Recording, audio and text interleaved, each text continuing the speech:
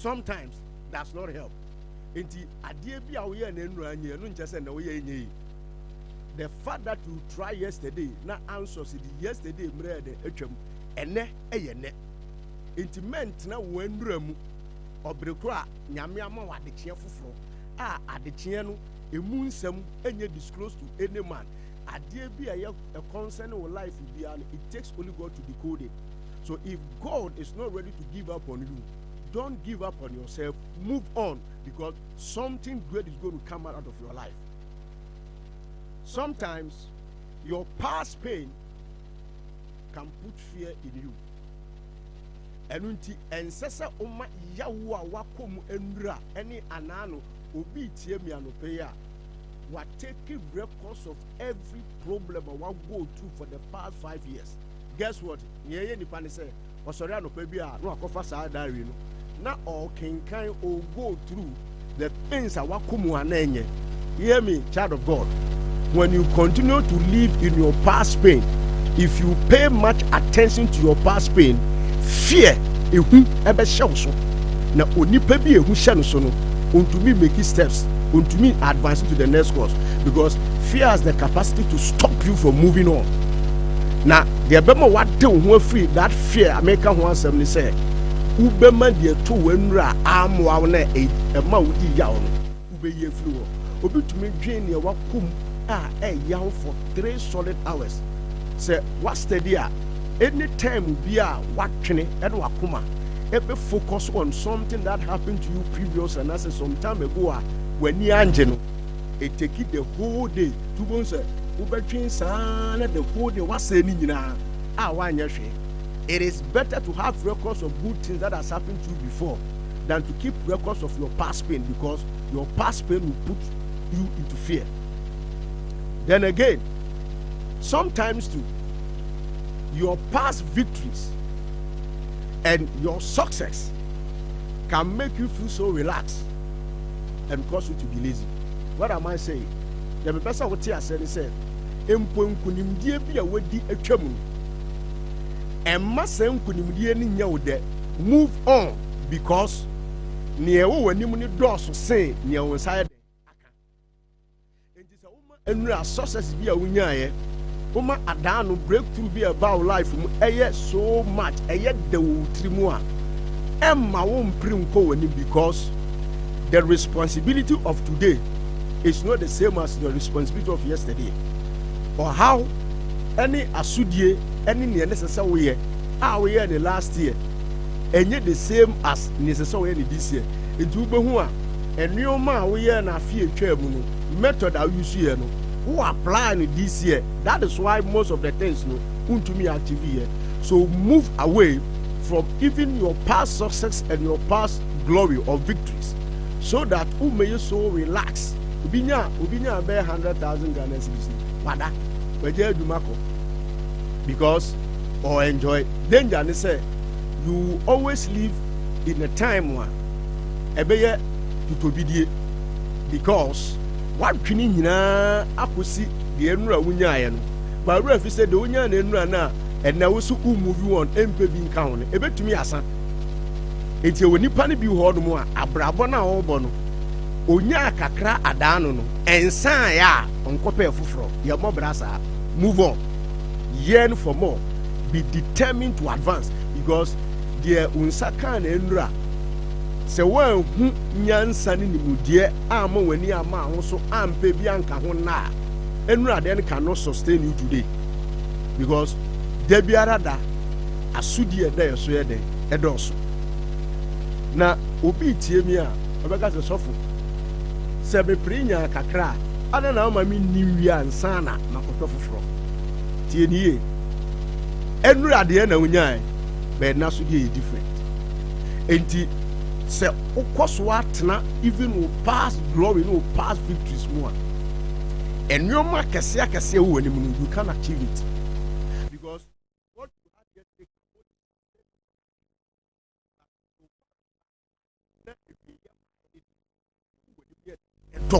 the demand on your life in the days ahead is more than the demands that what you had.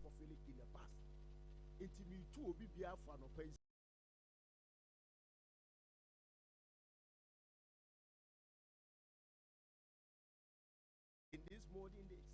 Rent price. Don't be so comfortable with your past victory, and don't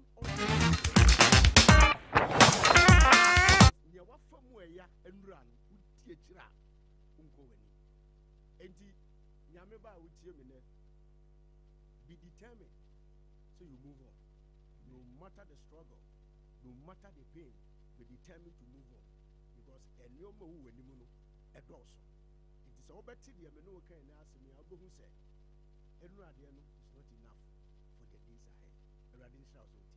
Amen. Aluta 92.1 way a motivation at the morning pebia said a bay na a bejinja one ya thing na who say said ya or how near my near the brabia woman mem more boom mem papa yamia duchi said ya non for yamana ye also ye be it's cow didn't Roger say move on some food but they show the go to 2 Kings 7 verse 3 to 6 and Kai nationals said the bamboo see a quaint be a ifro like a cow.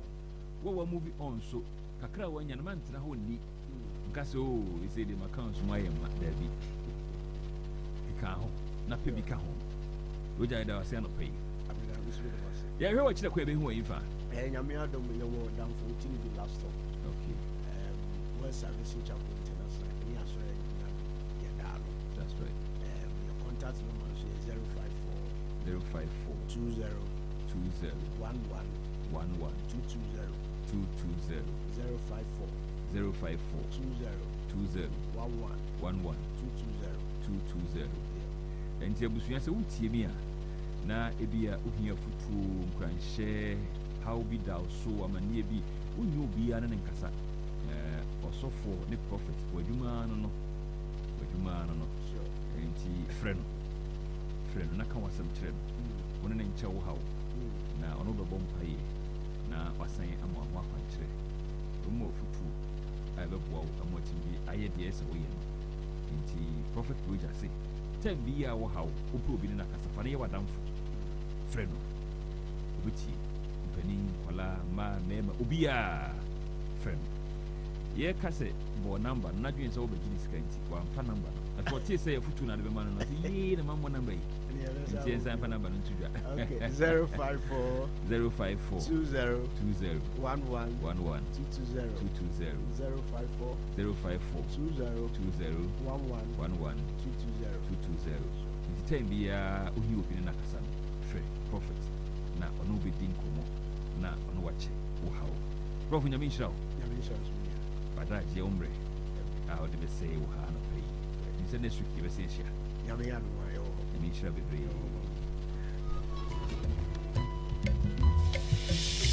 Agyaba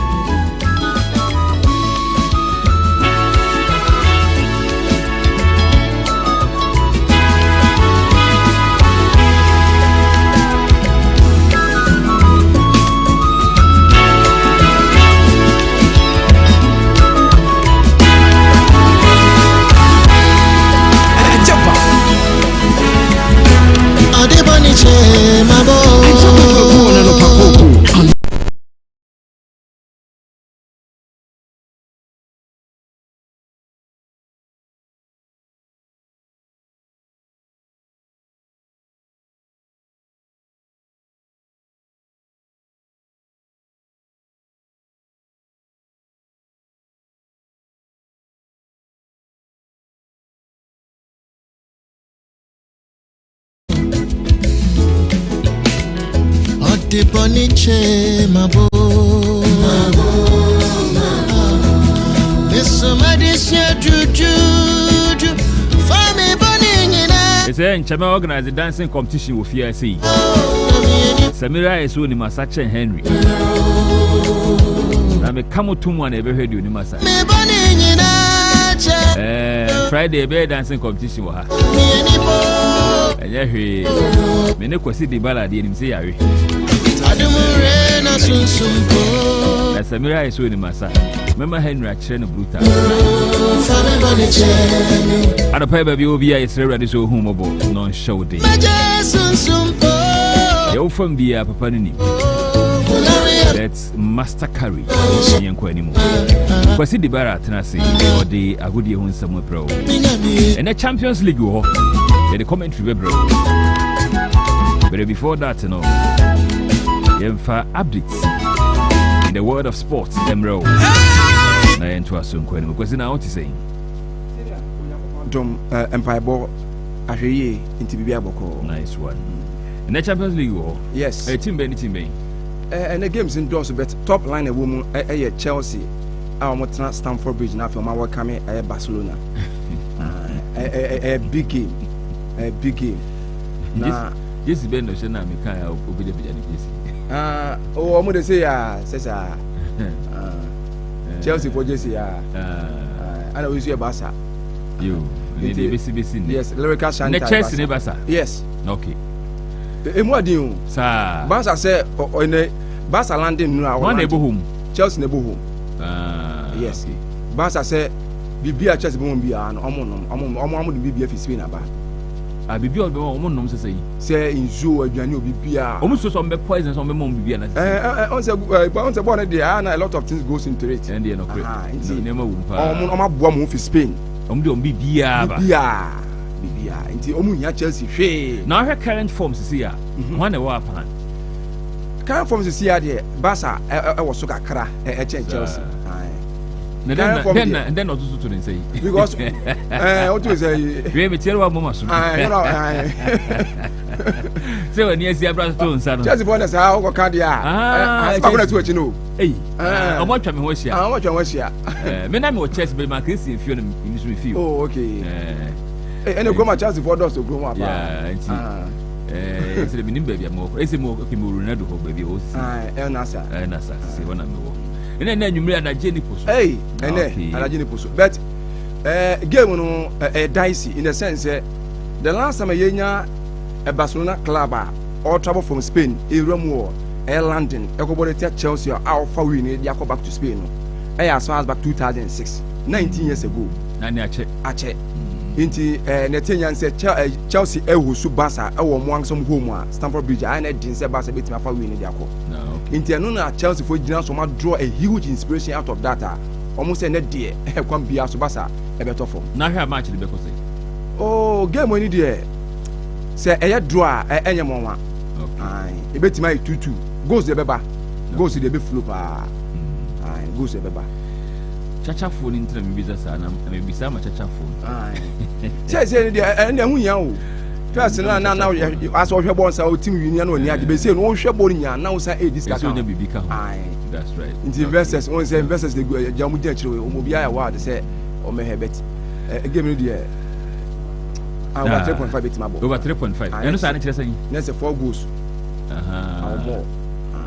Now, so for so you do who you know. Hey, so for you. So who's you know? On the soft Chelsea about 3.5. So for the Chelsea. We're not just ready more. Still or check it also. Or check his live score. Okay, you Prince Egan and you are live from Facebook. Your Chiaoni, Mionko Pharmacy or Chiamina and a pay. Near Kwasika Jagumwe. Yo, and then some live commentary break. A yellow T4. Yeah. Yo. Yame telephone nyinache yamama kwamba enana penso from Aluta 92.1 FM so ema refi say way shake up sports and ne yedon sema trans yedon sem ebeto anim enana pe enso join so na me fanto sine show ne live on YouTube no so show ne live on Facebook no so me ba to urama o search for Aluta 92.1 on Facebook no so oba like page no comment na follow na we pe me share so the mind uram on YouTube no so a o search for Aluta 92.1 and our YouTube no so na obadin kan subscribe da man na for comment na fe bia so timi kam edama na yatra si intentam so uram unim sandro a me look say uram a games how do be enso timi ko so Europe no uram a EPL na one game ekachire eno ya say Manchester United atna fie ama Everton ekele tofisi eso makaba kwa mo entimante na around 7 say unim say game fie ase no Idrissa Gana Gay onu Senegalese national ekodi record eno 13th minute eko na right after say onya record no me for to say Everton enyom goal no around 29th minute eno enso akwara ntin eno bato aye Dewsbury Hall enya sa goal no eno team Everton na eno chikwa no United beti abache o mantimante ama enu amata fi elusu by 1-0 eno de course na pamele sansem nya no ema enso odwano so owuram enso Italy a endura 2 Italian leagues no anse games awodo eba so na Torino etna fi ema Como esomaka enum jomu team ba kon 5-1 na onim sa Fabregas Castino de Como se o ma so ye pa yomu eye adwuma eno de te no na elsewhere Sassuolo etna fi any Pisa enso bo 2-2 te uram endura enso ko La Liga Santander ema refi se anu La Liga game no Espanyol etna fi etimichi Sevilla so kamio no yomu so etimu ba kon na yewura no fi enhwe bacho yepia no after Sandra yetimi clear last game efia no table enu na onim se ne manyanika from Manchester United enu edete no na yahwe Salis no so far enu nie Arsenal ready kind enu about 12 games or 29 points. Chelsea tosume no about 12 games or 23 points. Man City abatosume and Sam 12 games 22 points. Aston Villa atos 9 12 games 21 points. Crystal Palace tosunum 12 games 20 points. Na okay ko onima na Roma Manchester United abada 10th position about 12 games or 18 points. And at the no Urama shot bottom 3 Leeds United 18th position 12 games 11 points. Burnley 19th position 12 games 10 points. And Wolverhampton 1 draws at a 20th position about 12 games or 2 points and then pay Minister Semiano Emma Enso Dwello so na Euro Fair 7 to go and from a TF1 William Sand draw game across home between Manchester United and Everton on medical 200 saying Uran Dean and Idrissa Gana Gay and so equal the record at the William say Idrissa Gana Gay on one about 20 teammates John Nisia Kanma Everton you find Michael Ayakin na Everton saying yes and draw game across home you do 30th minutes no na utimi say before by between Idrissa Gana Gay and Michael King amene Demeti Chema Idrissa Gana Gay eyinisa enso etimi edebo Michael King asum na sa no ye no ene ema suma referee ogina kense no enso timi show no red card amakwatena chen na onim say sadness ntua no me fanto sine the last me ebisi ye say bi enya one club na bia 2 players o me teammate no na omo kuntoka no December 2008 eno enso ye moment opinion team enso ne bato Andy Griffin na one Ricardo Fuller no munyina no enso aka na klama Dinston City eno December 2008 omuti etimi kontoka since they been sibio entindua and they the new one SC senior 2 players in the same team omo kontoka ama bia so entim ko inform eno edete no na endua game ne kwa wi no manager Adama about Manchester United Ruben Amorim busia so pende na eba ne saying ana more than 70 minutes in a Ubo 10 and so 11 against 10 and still what a fail to 1-0 yenti manager no appointment about the way we play the game. I think they were the better team with 11. They defend really well with 10 men 70 minutes, so I think we deserve to lose. We didn't play well, we didn't play with the right intensity, and that's it. And so Ruben Amorim manager at Manchester United let's say tuja or say in kan krom obiasonte say ni side friend Manchester United or omo deserve so metelu so game no and e to jana na pamele sansem nya no emam enso oduelo so no mama sa akodai ni di e Cristiano Ronaldo na yesi ni mame omo nyoma Brazil man mu na yeso mo hwe the legendary CR7 ni djuma di wadi enso on come as a professional footballer ono mutimi na mu akoda no Cristiano Ronaldo Diameti Chema Korai enso sina kan Edma Santos boko e Brazil enu to ko Santos academy ni mu akoda na isi aka ho na diaba ni se na yasa akoda no na busua ne mama ne papa se kwan a omode omamu fa so no aye kwan emboa amakoda e fa no Cristiano Ronaldo yi enso timi develop yi enu airport amesaka jana pamela sense emam enso odwele so na yanko Madrid se eja demo eja dem ta na Diameti se na yasa Vinicius Junior Andrea etimi a grant interview na Demian se na yasa Vinicius Junior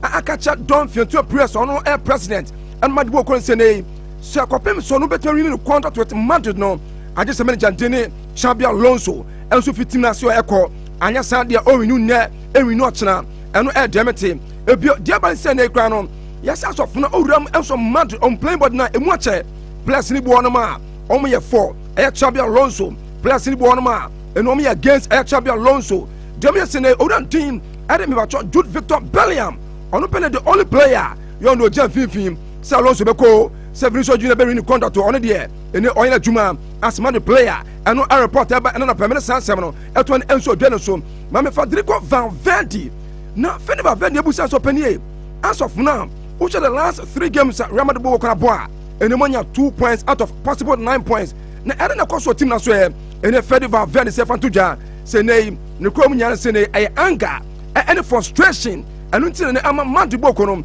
enso tinya results omo hwehwe anu ya so penalty to jana pay ya the sans eto anim enso o dwe so na onim se ne UEFA Champions League games e pass so ay da ne ene da chena match the 5 me fan to se games e waso enu ne Ajax etrafie abode tia Benfica eno enso e 5:45 na sa game no enso e betia fiase e ma refi se Galatasaray etrafie abode tia Junior St Guillaume enso e 5:45 sa game no enso baso Dortmund etrafie Signal Iduna Park and Wakame Villarreal and 8 p.m. Bodo Glimt and Juventus 8 p.m. Chelsea and Barcelona 8 p.m. Man City and Leverkusen and 8 p.m. Now Emma Refi say club and team and so much I Marseille and bought at Newcastle United and also 8 p.m. Napoli about Tefi our Estadio Diego Armando Maradona now from club and team and a Crown Burger and also 8 p.m. Slava Praha and Tefi about the Athletic Club de Bilbao and also 8 p.m. na me ya do that na Wednesday games e waso ni FC Copenhagen on Denmark and so be bo tia Carrot Amati and we 5:45 Pafos and Monaco 5:45 Arsenal that's a big game and bo tia Bayern Munchen 8 p.m. Atletico de Madrid and Inter big game 8 p.m. that's na Frankfurt and Atlanta and that's na 8 p.m. Liverpool and PSV 8 p.m. that's na Olympiacos at Trafie or Greece in Papraso na from Real Madrid bo ko and apem so and also 8 p.m. or na Paris Saint-Germain and Spurs 8 p.m. na Sporting CP and the Club game no and so that's 8 p.m. abaso eno day to day na permanent sansem no emam enso journals eno ya no na onim say draw asem cost between Emewacho Idrissa Gana Gay and Emewacho any teammate no any player no officially enso release the phenom apology letter Idrissa Gana Gay eraba no say no opposite no odi chop edin kan e kwodama ne teammate for Michael King owie pe no say ne o take full responsibility and so no reaction do am o timi dey occupant so achese ne a highly unprofessional and obi an francha no we enso asem ori antin and Idrissa Gana Gay era to jana pay ya le sansem nya no emam enso odwene so na yemfi na fiemram enso ofisem esanse brain ko unim se ne me kasa uram enso ofisem a ene GPA games no enso timi eba so na eba so ye no table ni unim se Ghana Premier League no atasia bo a week in my 11 awie no so far Aduana Stars already kind and so abokwa abo 11 games or 23 points so out of France tosumi no eno also abo 11 games 22 points so Mediama tosumi ensa 11 games 22 points Kumasi Asane Kotoko abatoso 9 10 games 20 points Bibiane Gold Stars toso enum 11 games 19 points Heart of Folk atoso nsiam 11 games 18 points FC Samatta toso so 11 games 17 points Carolina United atoso watche 11 games and so 16 points so Young Apostle abatoso nkono 11 games 15 points Vision FC 10 atoso edu abo 11 games 14 points so Nations FC atoso Dubakom 11 games 13 points so Sua Draw All Blast atoso Dumieno 11 games 11 points Dreams FC atoso Dumiensa 11 games 11 points Howe United atoso edu 9 11 games 11 points Brekum Chelsea atoso Dunum 11 games 11 points Bechem United atoso edu nsia 11 games 10 points Basiki Holy Stars atoso Dunson 10 games 6 points and 11 Wonders atoso Dunwache 11 games 3 points and ten na permanent sansem no ema enso jelen so na yaka GPS sansem no ema refi senya me adoma de metin se nei eda wukwa da di anim yei no ema cho outstanding game back ebetimi eye da fio ni yansine Basiki Holy Stars ebetena fie enso boko Crosby eye ewa Memorial Park na for me crop ya Kumasi Asane Kotoko game no enso ebetwa so enu 3 pm me sansem no ema ma na pai enso jelen so na yaka Kotoko sense ebio onim se Kotoko as of now the emity chairman oshom away goals ni nyina na ene aka say they are yet to concede goal enso boko mo away games so far enso GPN our this season onim so makan ya omutimi kwa away e kwa share Brekum Chelsea 1-0 omo kwa away any Nations FC ebo 0-0 omo kwa away e chance 1-0 omo kwa away any Vision FC ebo 0-0 and the last away game ba chokro be Kumasa Sands koto e boy no say na omo kwa away last Sunday and FC Samantes ekobo 0-0 nyame adoma e da wukoda omo say kwa away na fo ti akọ class outside game na fio omo kwa akọbọ edetia Basiki Holy Stars eno a reporter mesaka ya na permanent sans eto enso odwe so yan kwa spoke so onim as of now as spoke this season no wo show mo last 9 games omo boa ene as spoke no ene they are unbeaten enso mo dwuadiem 6 wins 3 drawn games and has etmanya enso mo last 9 games omo boa GP no e just has eya dwuma eno e dia ba na permanent mamo enso odwe so na onim se aka GPS asem no ebio me fato jafo asine wo hwe top 10 any clubs are omatimi anya penalties enso so far our GPN ma this is enu Kerala United number 1 wonya 4 penalties so far our season mu na goals as number 2 wonya 3 penalties Samates eto so miensa wonya 3 penalties enso Basiki Holy Stars enya 2 penalties Asani Kotoko enya 2 penalties enso sai hye ema refi say Dreams FC enso timi nya 2 penalties enso out of France enya 1 Sweden Blacks enya 1 Vision FC enya 1 Hasbox enso timi nya 1 eno edete no na yefie room enso sem from dia enei wo hwe top 10 clubs are enei omatimi drop enso GPN this season number 1 I has spoke watimi draw 6 games number 2 I Asani Kotoko wa draw 5 games FC Samantes draw 5 games Vision FC draw 5 games Hohoi United enso timi enya 5 drawn games enso season mo ema refi say Kerala United enso timi enya 4 drawn games Nation FC enya 4 drawn games enso omjimediem na no chikwa no out of France enya 4 medium enya 4 ana Bechem United enso timi enya 4 ya de sanse na pai emam enso odwele so yenwuram enso win football unim sen draw game akọ etimi ekoso Hazakas Ladies enso timi eche Black Soccer Queens enso ekamiansa jomo etimi bakọ echesene Hazakas Ladies qualify the next round of FA Cup no eno edete na pemede mamo enso odwele so na ewuram enso kwa Division 1 League ni ma and draw 1 game at form in Talas etna fie ama atram the visa ekoso makame no jomus entimante na dwene kwa wi no in Talas manager enso Isaac Agyman na odu just ne kre anya yepa say entimate fie ama atram the visa ebeso makame no a omo entimante manager no yeah we are suffering when at home. This is a problem now. Today the players didn't play very well. They played poorly, very poor, because what we asked them to do is not what they did on the pitch. First half, the opponents dominated. We were having the ball and giving it up to them. When we, during the recess, I told them to come, to keep the ball more. Let's play football. Combine more passes. When we get to the final third, be patient. Attackers making run. I didn't see any of such. And when you lose the ball, we don't counter press. We don't win the ball. And when we get the ball too, we give it back to them. So this is not the result I envisaged.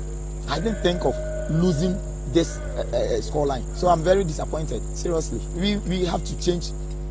We and so Interless manager Isaac Agyaba so very disappointed. And some of to Janana pay. Yeah, some ya eto and so join so. Near so go back to women's football. We see many kind of tournament that send Hazakas Ladies and draw 8 match Black Queens no eso makamiansa. You almost 8 meeting mo back on. Na moment a game no kwa wi no. Hazakas Ladies manager and so Raymond aya Fanny. Na oje tumi say no crap.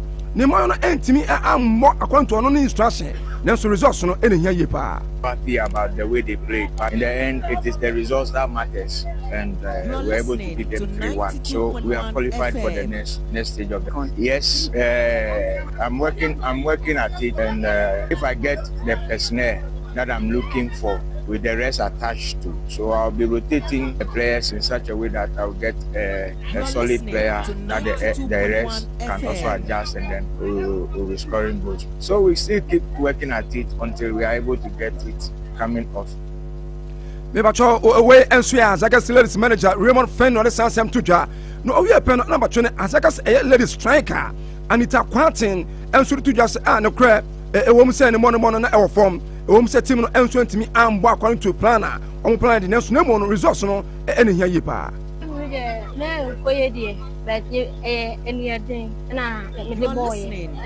Secret to say the first game I'm boy and koye the shame team said my best strike idea. Again I'm a team any Yamaya Martin and Yajan say, or some goes a Martin, and yeah, coaches in better training via Kofia, Namusmaya Day, Mashabi Bika, and as a ghost story in Yachilea, the 2 meetings there, Martin, Minya, Minkosel.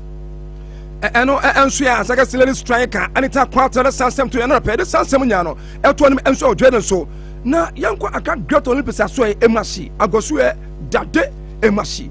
Now, reporter met another page, as a Great Olympics head coach, I Sule Adamu, in officially, what tender in their resignation letter, so on to me to us in your 20 beauty, time, manager, a friend Sule Adamu on your manager, and I can't get Olympics on. In our resign, so team to advance, so and so the Mesa Canada permanent and so Jaden so. Now, here we are crown on Yanko, we and so our tour to Ghana. When say over the Kenny and a tour to Ghana and so to me barrier. Now, who say so far on Juvenile Equaviano, and one thing. Now, state winners any Bastien a deity from Belgium. Ono and a or unit defend the ultimate, and the yellow Jesseno, Yano 18 enya best climber. A bill or some air, dear say, phenom. Intermediate sprint no otimi winima bia enso timi akama odan to chance so ema refi say look Van de Meer on from Netherlands no ene penifo bondin say bokwacho eno best breakaway enso second championship no mu odan to chance so a me fon to sine akwara din anaso penalty ene pacho Tom de Neef on so ene me meje as overall individual points enso twede no mu ana Victor Kujo on e Ghana ni enso emerge as best Ghanaian rider and so I was saying so Amabia and so me I come and no now omo your crown akoran din and so about Farakan Mohammed and so imagine as youngest rider and Daniel Bitchman and so your overall best oldest competitor and so trainer say na Gandaho MC Chabel and so Penfo Bondin say overall best youngest rider and so 2025 Tour du Ghana Championship no join na be we almost see nya akonya so na obiase so musu betim bo amaj beden so kama yem fancy nyame ya doma Madeline sem no ha 11:30 atnasia ya de audit ebe bro enso ko da fi Barca Chelsea and other teams nya so amabia enso atimi kama yem fa na sem modern enkofo team of able producers led by Sani Mohammed Ibrahim, Michael Dankwa, Felix Apia, Dr. Bills, ebio Apakan GH and na ya Oxy omunyina etche boama na no person dey shake sports no ebe somo enso dwede so me din enso di odi agromo kwese frimpon wo beta fa me kwese di bala mesi from ama AGYABA KWAKU ede na pokoko dwede eto asora ma enfa sanka fidie no ke wo kan yo e free say my wife e sha se agi Angel Bakery for bread e won shop mu no me house ate Angel Bakery for bread e ya kamenti o manfo ni agye ho pa Egge emen enfono so etimi so da ho chepa na de ba kwa me pe wo Angel Bakery ho ni say wo frɛ wono mo a na won fa na do shop e be yama fresh and one customer service is very good. Oh, very good. My wife say, we call the supermarket mo ho. We dey to Angel butter bread. We so say mama Angel sugar bread. No for France egg Angel wheat bread and Angel cocoa bread. And sa cocoa bread no e fine papa. Aha. My wife try na eba no. Oba ka bi kire Ghana mai. Me nuanom ma Angel Bakery mu edwadie no. E ko yie. Enti munya bi na munya sika enwu mu aboso mu. Hwe atomola so. What two brodoyi ewo Accra Big Farm abedi Pele building no e kwan no dasie ho no a skura wo subia frɛ na o me supply obi 0594 114 719 ana 0264 227 414 Angel bread feel the taste FDA agedwedi nkrato yato Your foods and drinks must be tasty but medicinal. Eat and drink well at the right place. Please try Clay's Corner. Clay's Corner here, local and continental dishes be today. Plain rice, jollof rice, fried rice and chicken, bangkun, fufu na nkwanibera of your choice. On normal days, special abitia de kunkunte na tuzafi aka TZ wo ayiwam. On Sundays, Clay's Corner here door-to-door services in Tifre. Naples wo order CCR. Clay's Corner wo Medina, Redco, fire service, Open Foot Bridge no inside the street mall. Fred 0599 970 322 or 0537 221 152. Clay's Corner. Opiara but no way zizi. Clay's Corner, the kitchen and the pub for all. Today be your day. Medina. Street Mall Orlando. Shopping. Everybody, Street Mall say, let's go shopping. Ooh la la la. Who number one stop shop for all your need is right here inside Street Mall. Ranging from groceries, pastries, cooking ware, electronics, electricals, toiletry, ladies and gentlewear, merchre, ntar, na mpabuaso, to papa, fo. Sansu was special bread, our friend, Mama Bread, aka Nkwabodo. Sanwo Pharmacy, local and continental kitchen, merchre, restaurant for all. Street Mall or Medina, fire service, you bend the footbridge. Ye from 7 a.m. to 8 p.m. Monday to Saturday. Fred for enquiries for 0550-700-545. Street Mall makes shopping easy. Street Mall, mall for all. Medina, Sunday news. 2025, December to remember. It's here again. The House of Miracle Ministries Worldwide presents 2025 December to remember. Theme, the Word of God. Speakers, host Prophet Samson Amoateng, Dr. Mark Amoateng, Prophet Daniel Amoateng, Prophet Brian Amoateng, Pastor Michael Frimpong, and Bishop Victor Powell. Date 9th December to 13th December 2025. Time 6:30 p.m. each night. Location, HOM Auditorium, Medina Estate, behind Jafamco Abattoir, Accra, Ghana. See you there. You are too needed to be wasted. AGYABA ANOPA KOKO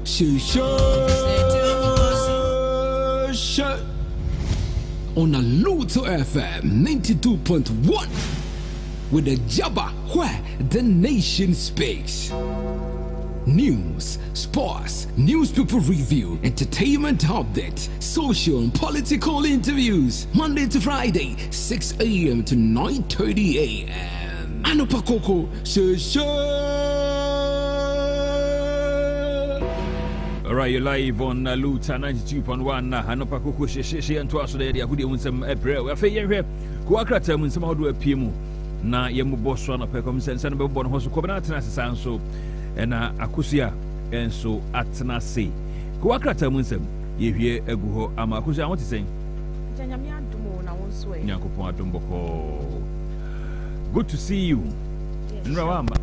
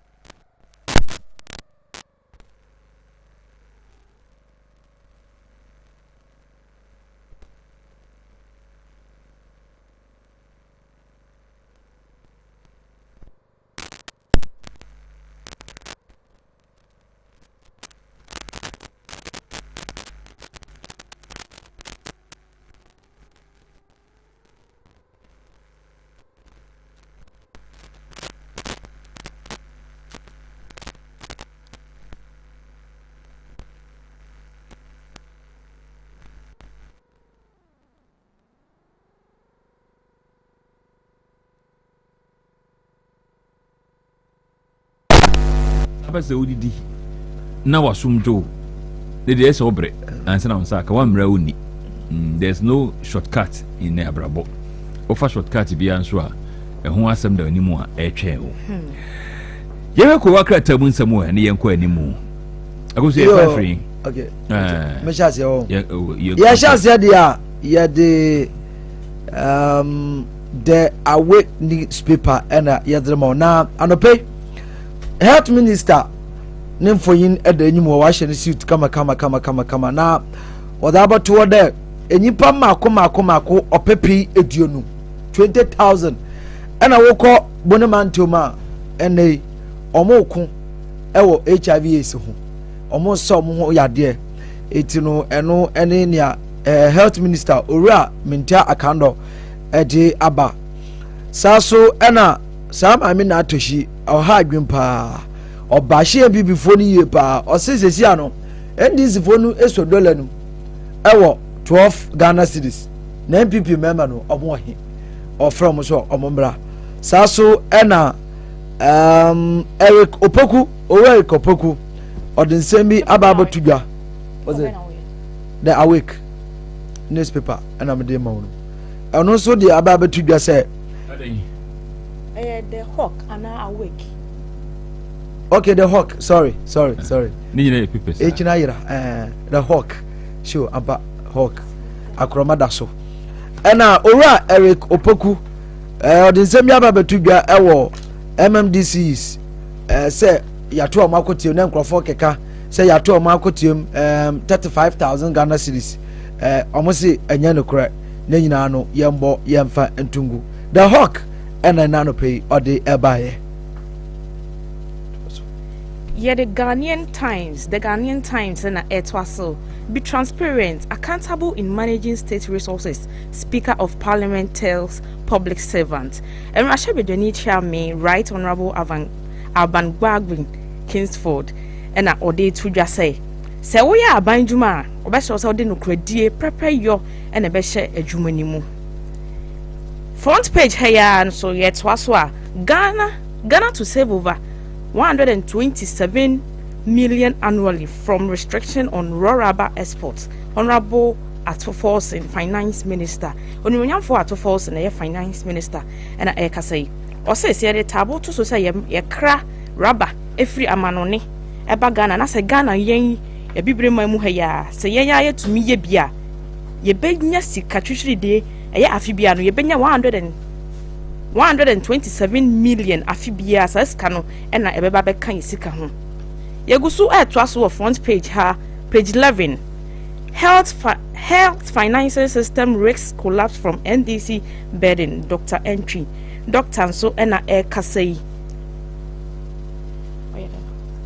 okay na mamento aso famona afina na aba enra akwadwuma na dwenti no ya akoye delivery afina aba daily graphic animwa ejaba na make na usiri so akwadwuma media menini di nkra da bia ntino as akrabi daily graphic and pay ade ababa tu animu wo se me no kasei abaye bonu ho modin pa enu krasam ne se ndisi aba wo hwe nyoma ekoso a yefa bibia nto ncha memenya ndisi ni ba meka no kra na akirawo wo yesa ne omo hihye omo nyoma na eyade a oman so omo hihye ne saa di kwanima I tell you say MPP for mbaba na chepa hwe kra mo mbabio afin so mbaba kra na mbaba no na eyame na mebebe di president na daily graphic enimu wona omo di apa sabe ne ukasei aban ede tabon di atoso he sesi a wo pese wudi akoko o pese wudi anka adibia wo pese wudi no onkofe wa brochi emfamba Ghana sesi an ye kra sabe penti kura no ye pen wi ase ye kofetiri no wa brochi ede ba Ghana aban esisa no manyina no kwan se ya ye die nuade no ye nkonkofa seat no abana ye dudia no ye nkra mfafi bebia locally ye benya bi wa ha na ye dua ema Ghana yenso yetumi apo ye nioma ye wo hu dewuro e dia monti se ya brobe e ya brofre e ya anka adibia ye dua no ye nkokra ba no efemfe bebia emfa emba Ministry for Agriculture Food and Agriculture enamo etumi ediaba saso ena owura Julius Debra onono oye chief of staff odiaba betudwa se emema no ose otu mema ni afo ma wapomudin hu ehia na mema na maba no so wapomudin enyina so a he ye de usika bedwe na nka o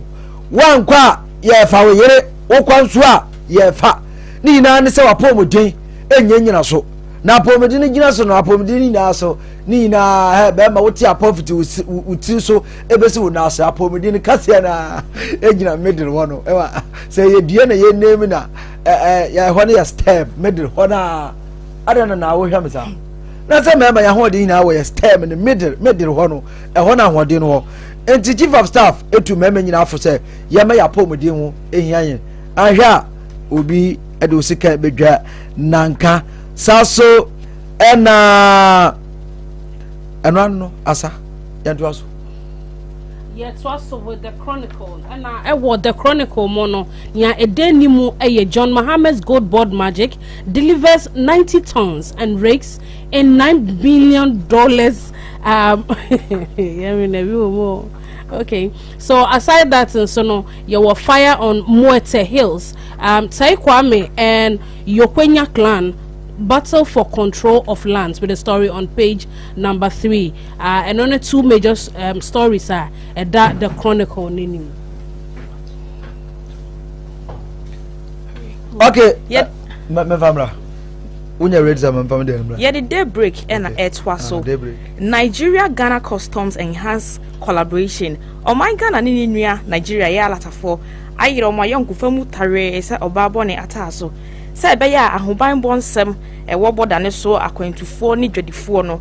Enu nti no, oh my Ghana ni nua alata yawo. Ya yiri mu tare. Afenso ne wa ha Bema Camp Pharmacy assault. Ora Williams Mensa osra ni aye nyina ebeto odwa emfoni ye nyina nya bi hweye osma ne basa onkoto aduro emre na entiase anya dwuma kobobo no kobobo abrantia no wo ho ne ababawa bia no so to ade no abeto dwa se ya man bill 70k ye kanesika 700 million eno so ewa ha na ye free honoma ye did the overseer ena etwaso Ghana to launch food brigade enroll 10k youth in national service for agriculture and afin so MOGCSP commemorates 2025 World Children's Day with 7th National Children's Parliament sitting. Also Ghana to build 1,200 megawatt state-owned power plants. That's coming from Dr. Kasia Latuforsen with the story on page number 6. Ghana to introduce blockchain gold traceability system by 2026. That's from the Gold Boss CEO Sami Jemfi. And also students' laptops contracts. How KA Technologies failed to meet obligations. Also, a Greek minister announces €154 million investment by government of Italy to transform large-scale commercial agriculture in Ghana. That is for the overseer. Enti overseer wana mechiremi ye diamose na be obati asemedin kaka chose abani bredwuma na se nya no na omode kan se no kura paso mbe ye dia na chese Ghana ebeku yenim na omobe besi power plant a chese 1200 megawatt enya sam ketua Ghana ye mrebio ene ye kwa ha ye fa da bi he ye nkane na dade betumi genjina so pa na chese 24/7 mofanchame kane no esisi se gben esisi se sabi obi ade ato ne niso de bia oh na woni se me kasaza se wo ade to woni so woni sabi na do so na wo se ye hwe ni hwe ni obeka kasa mwara asampa na meka eti Ghana ye be si planter ebetumi aboan ya ema yenkane ya etumi ejina na so ye pa saso ena agric minister edi abase eyade a Italy fo edisika boti eba besha Ghana ye dwumakuom ye kuoyem se ne ebe ya Greek betumi ejene na so mimi se no enche me bebe dua atoko nti made na henya me ba beto na ma ye na atoko visa sika eba Ghana no enya sam ketua se si ade a Greek he sika be mekuoye sika be papa me se si a me bebe dua watch na me de na enya fi na oh ade me wie ye munya botre me be dia watch awose kasa yam from wo che kasa yam from wa bra me saade wo me ye na ye ya bia atoko madina ha woni mkofa me fa mo adwuma eti eno no saso ena omode aba ewo do besie nanim ho a se sukufu a aban ye na adwun so omomo am computer laptop no omode edwuma no nyumaku ye de contract no mo no omo ye edwuma ne basa eno no ya abanda da atwam abere so ana za no menyina no ekoso ni na no ewo overseer nkrata enum kopa bia na kenkan menwie de break no media fund proposal win Prince Park support mpacha I don't know say corrector Prince Park National Media Fund said the Ofuduapa and piano Private Newspaper and Online News Publisher Association of Ghana and I charity friend Prince Park and Eka say or say of the mwa bi afina kumem a ɛsɛ sɛ ɔde boa ne deɛ ɔde bɛboa owura David Tamaklo ɔno na yɛ kandini ɛma Prince Park dwumakuo no ɔno na de kasa yi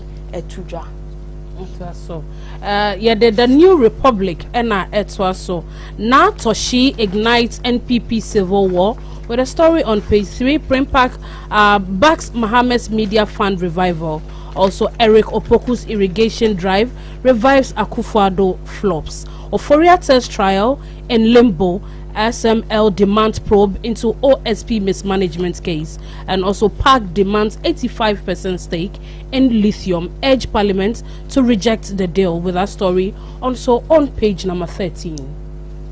Ofurata ne dia na meka ho asem kakra dia ma ne aka ina mem ja wa wate ase dada ofurata mentan na yankrofo fi se metanu da bi ne ayeka ho asem na no na trial na se ya be de dwa ne nipa be se nso bi a ye kire me se ye de omo akwakwa asem di bia na omo mra meyi omo ano na no na SMFo e de abese your friend say ASP owura special prosecutor Kisi Ejaben kwa ya first wa ye cases wo kuroma ha no enya dia eso ni kura enti ompagya no honamam omofa ensama akoso ni na no fa yen efa bra efise enya dia wo yase ne ofa we ni case na wapan ne sere na we gya to na wakwa akofa we na we gya to enya dia emama accountability aye djuma sama mpesa omkani na ano ni nyina no eno erikopoku dia no aka ho asam saso ena park fonso yaka ho asam lithium sansama no so abada na Toshi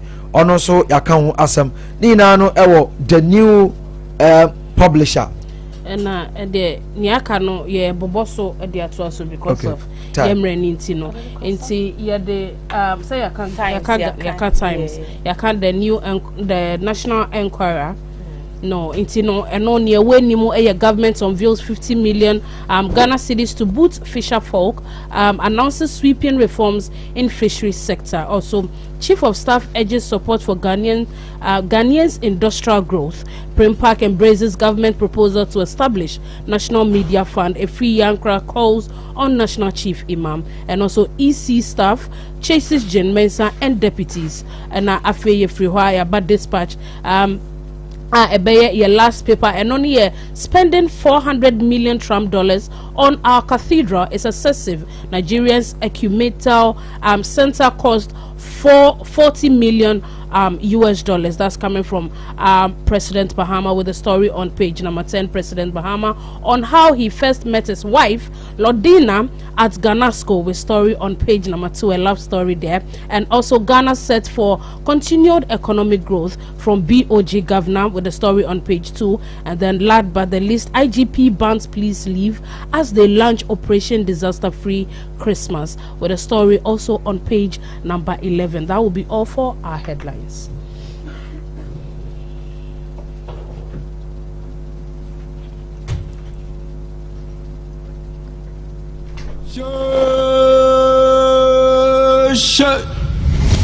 On a Luto FM 92.1 with AGYABA, where the nation speaks.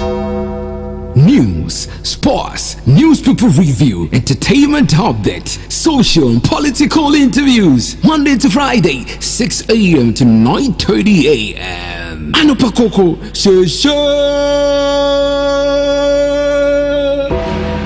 Alright, to us, and Luta 92.1 na ye kwa ni mwana ye the entertainment to us. On the entertainment front, no, what's the latest news? Yenshena, Yenfanka, Kasa ne Dr. Bishia, Wapumode, who some home.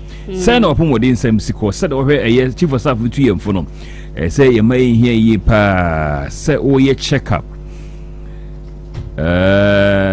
O fato say brain na me hwe sede mapom ozinsie ade hia na pa ye beka ho asem na nsa na ye hwe entertainment e ho na ye nto aso kwa ni mo Luta 92.1 eja na entertainment ene no yatin sinsem bebre efa ye icon na of ordinichi e kire dan am I right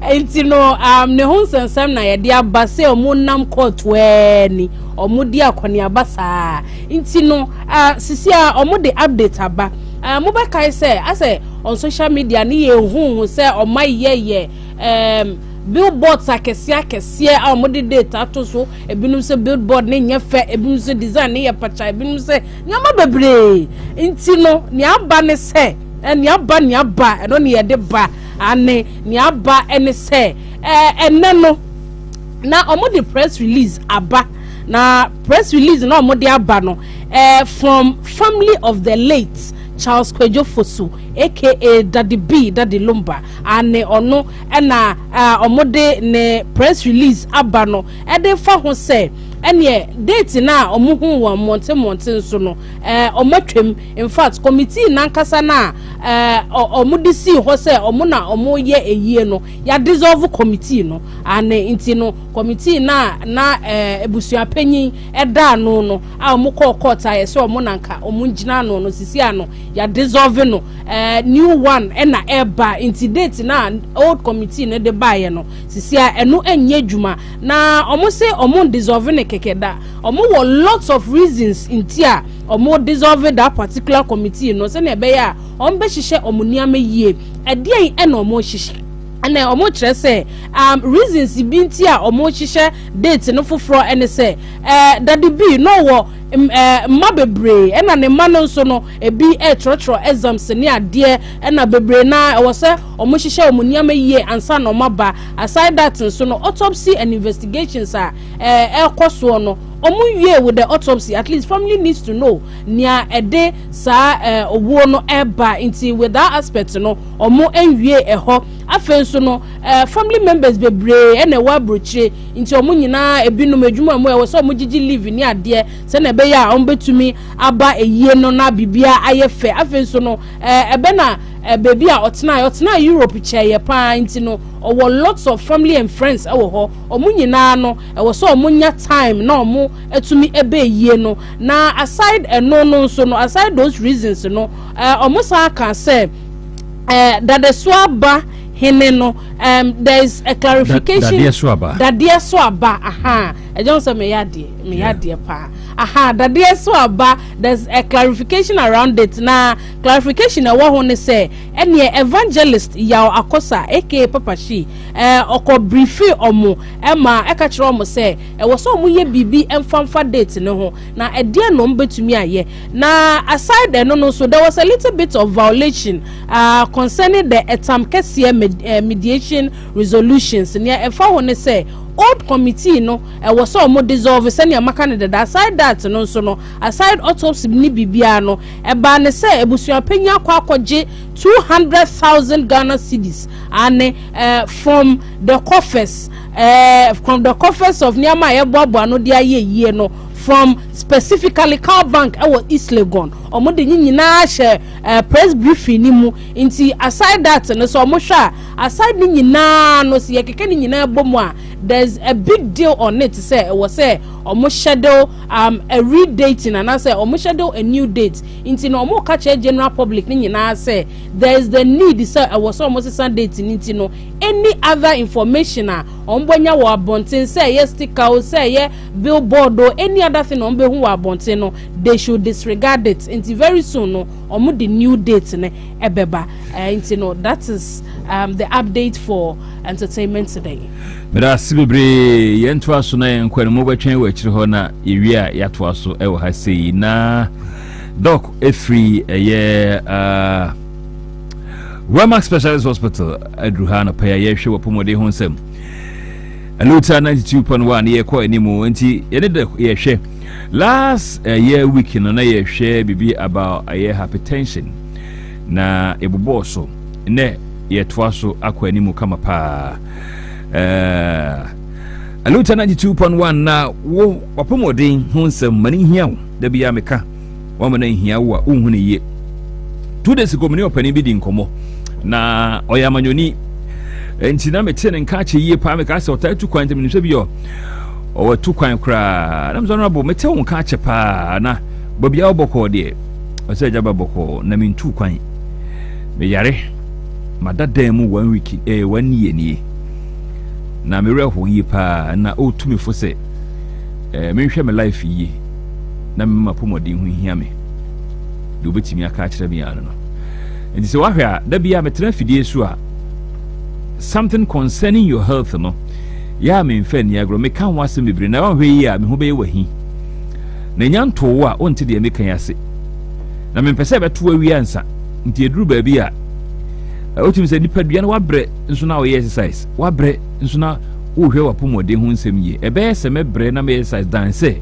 me de tirim de wakɔda na yade abom ya me yɛ me ho hwie nye yi adapa yɛ ka mogya bro so ho asɛm doc e wo fie ase doc good morning. Good morning. Na ho yɛ de in your moye yɛda ase paa sa adapa yi nso me ho yɛ paa adapa yi wasɛ wadagye atoa yi wo fie ase yi so obehwɛ eluta tifo na wamu wapomode ho nsɛm ehia nyame nhyira bebree last week yɛ hyɛ bibi ase na yɛnwie enti na yɛ toa so na yɛhwɛ ɛfa yɛpomode ho enti na yɛ ka bibi fa ɛyɛ hypertension ho enti obɛyɛ recap bi amai okay form of so obi na ne so na fi ya dive into it okay all right enti the panel we no ya bodo kakra oben hypertension ya friend mo jambrodo ina nkasa niti to we even as kada hypertension not chede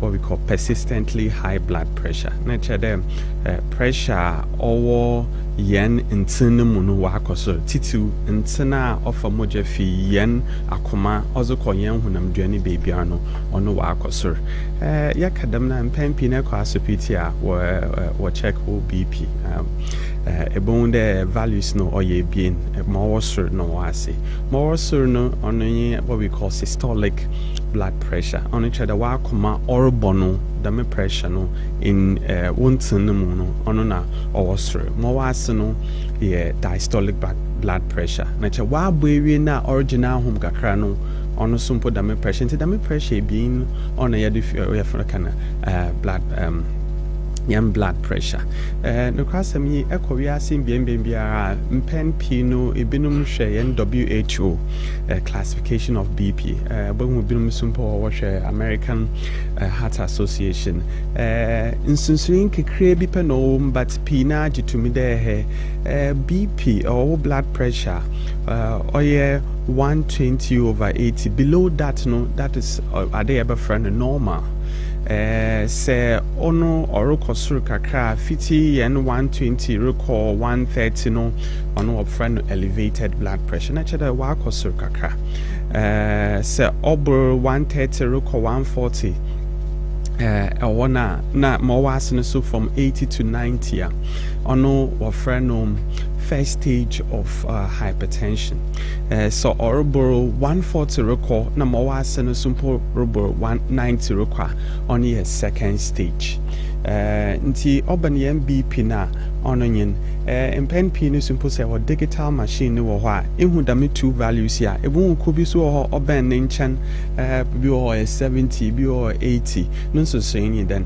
ma yezi kana aka oban BP na nkasa that different value no ono treble pulse on ye mbrododo a wa akoma no orbo sema biara no nti that one say ye wo asupitia na nkasa so wo no ho mfaso de ye rehwe obi na nkasa wo no mfaso no ze onyande nti ono ye as a friend high blood pressure nice one na yemen sign rebim say e den ne kofa high blood pressure ba yeti ebe bi enka hwe na wabaye so yaye ne den bone ben yaye no nzama p tuma yen adame hard blood pressure oba most in the high blood pressure na so wa cheche maybe okay na wo fan essential hypertension ono trade enye bibiara na osi wankasa wo honam no nsese ya wa abam na wa ama wo esi na we all secondary hypertension ono se nyame ya adoma dapen edafoforo sumpo ya baka wo ono ye aze ana ye ba foforo bi no or madame BP no wa ba Mozika no I primary hypertension no ono no ho nkofu pi primary hypertension and essential no oh yes ono ye essential no okay ono nzama mechiche maybe akro nye de nzama yentum yensesa ono kanwa otumuba okay ono we call it non modifiable risk factors ini being then wo mfia ezi ohia ze botuma asesa ne nde ekwa na akasesa e botuma asesa no obepa do ba honam ne don za akohwi okay more today being so what we call family history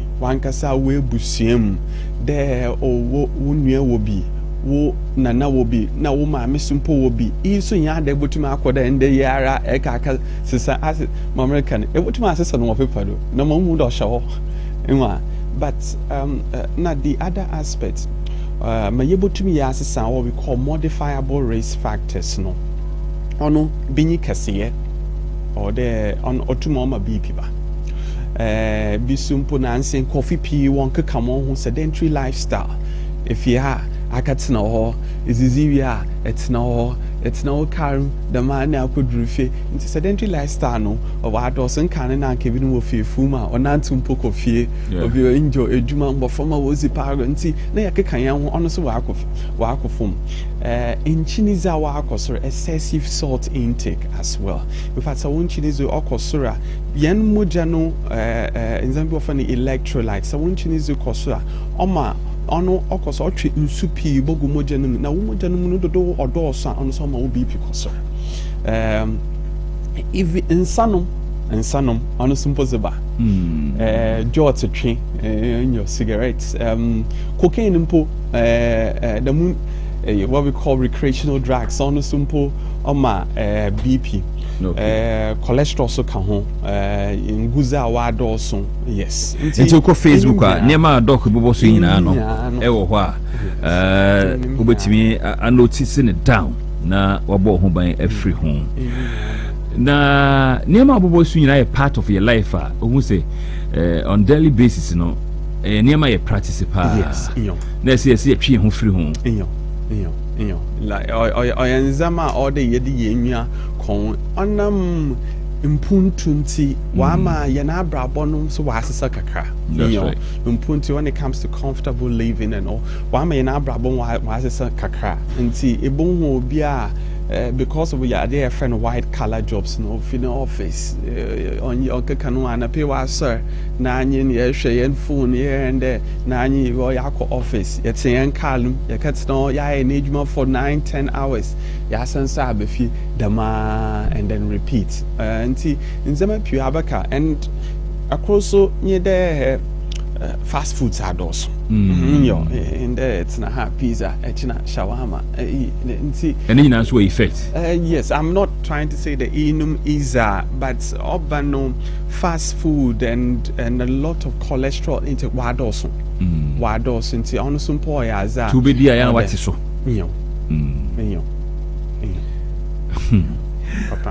okay yanhwe na se yade ne yakofa bawia den na esiye yakofa haye ko yade a ha manfo pa na what I know is say oya na hospital the next thing say be mo aduro ye de what for aduro so na say so onum aduro no bi mu pedro so ombenum enti aye hawa di pa bi so okro onko check ehu ni status to bon say ya na ne tie ne na wafa painkiller tie ne na wafa painkiller saa do de namu yade ne baye so den na esiye no kwasemni yanka say hwene yamman mana Ghana hade a mpan pia ye bonhu de obi owo bipinu na bibi ntina wa ba asupiti mpan pia yan yenu no we dru bibi a wo friend hypertensive emergency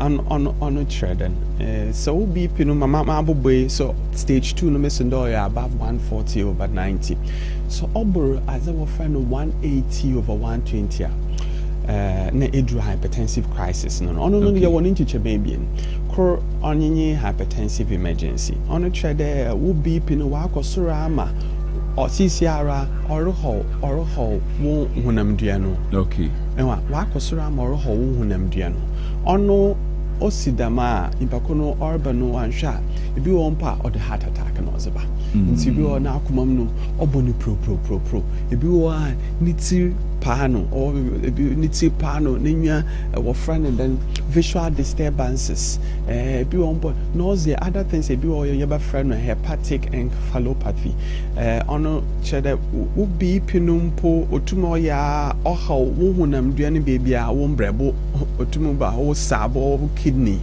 in your only a hypertensive emergency.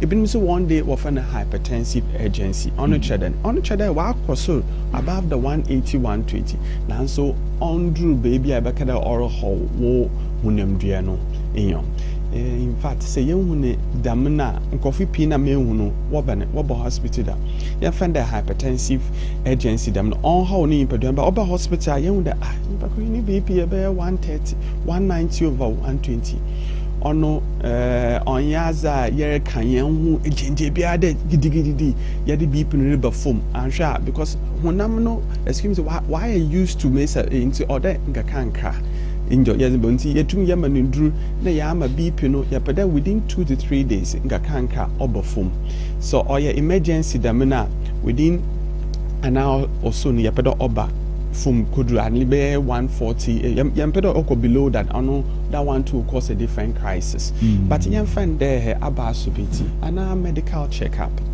aba yen there will be pino or on 140 150 yeah in fact urban damina say or within range of pre-hypertension na yetum yama ye bibi offer BP profile on it then yebama kofi ya church on zama oye e wona ntantem na yebecho has a friend lifestyle modification nzama ebotuma abona asesa ye ma ehu dietitian so omo ahwe winzizimi ye say urban nchina ebefa ngwa easy one kasa simple wa brabo lifestyle exercise na inyo ninya ya hwem lifestyle modifications ni yade chance ni yade other friend BP profile in your be yen de ondru the me high stage no but you the ori we drew ho injo yamo the BP profile na oyo pen pini ya becho me so odo ye anapa ewimbre mbre no odo the same say kwa jwan hom kakra be sema eduasa na edwa homa wi na check BP no the man period you had abechen mostly within 1 week in your da penko na da abechen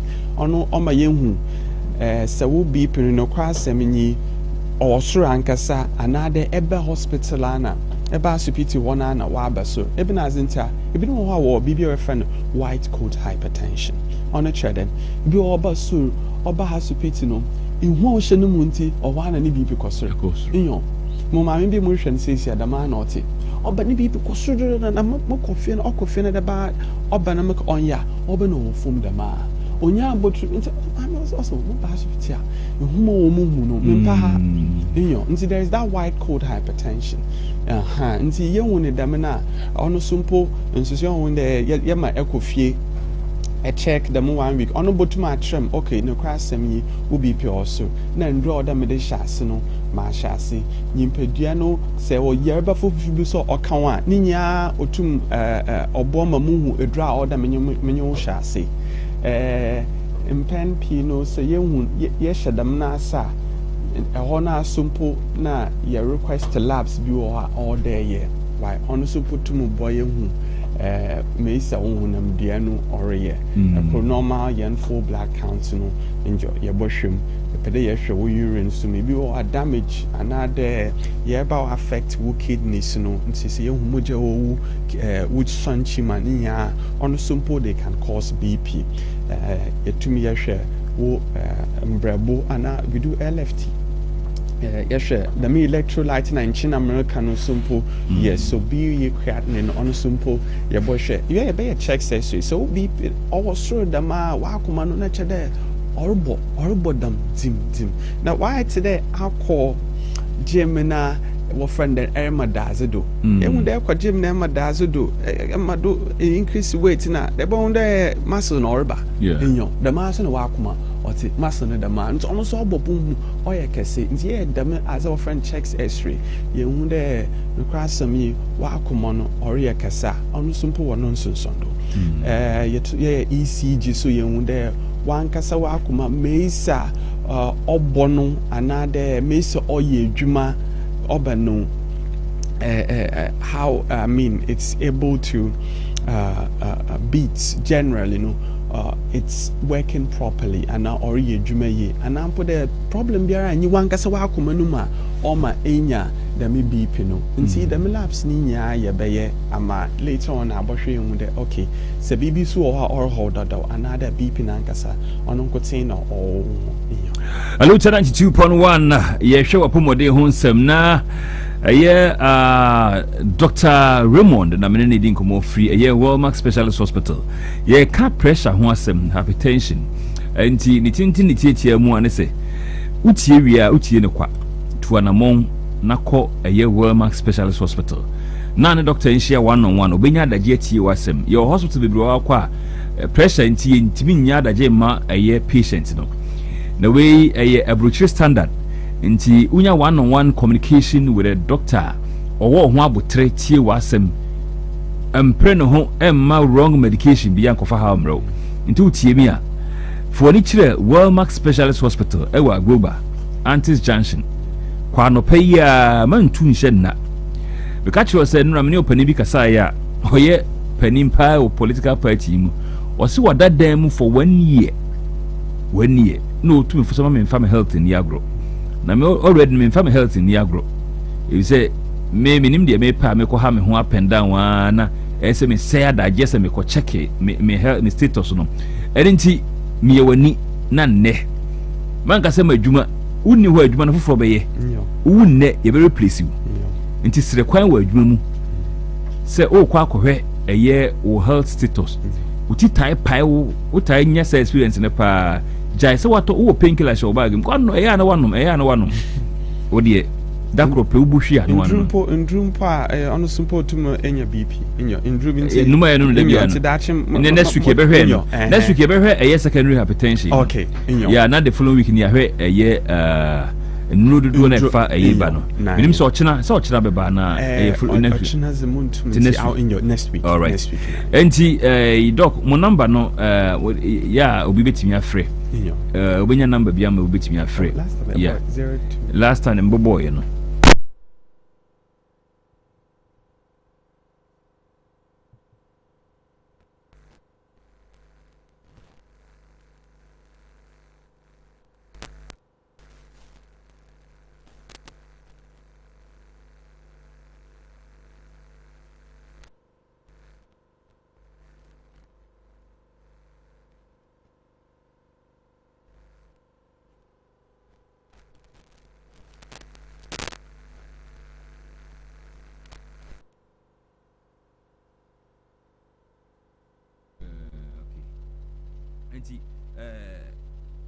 me se menya number na me dia tuja ama na aboa ama wo inquiries bia wo from a ombeboa san so na wo ye home services entie bia nipa ne yare wontumi nko mo fra betu ka na ba fi ho aba behwe no kama pa ise de wa hospital no Walmark Specialist Hospital ewo Agyaba Antis Junction na asuye ewo nyame boa next week you be here when your number na bobo me yeah nti number no 030 252 3538 your number ba san wa sign ko bi nti 030 252 3538 in your na san so abutu ma fra 020 893 Boko 020893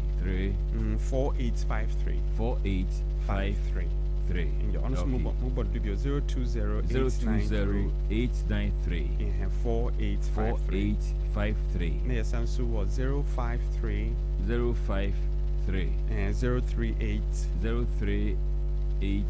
3461 enti number CB Alfra ebekwa kosi Walmark Specialist Hospital ewo Agyaba Antis Junction enti mesrew mo wanimre na fu ani kire ho na kosa ho yade man twen anka se mihunu yanka ebe too late amount fu ani kire Agyaba na Antis Junction ho na Walmark Specialist Hospital ewo na kosa ho yade Dr. Raymond ebeda sibiri sano pay so oba na oni ebedi nkomo Aluta 92.1 ANOPA KOKO Sheshe. Good morning to you, Emmanuel, Advanced Ghana. We have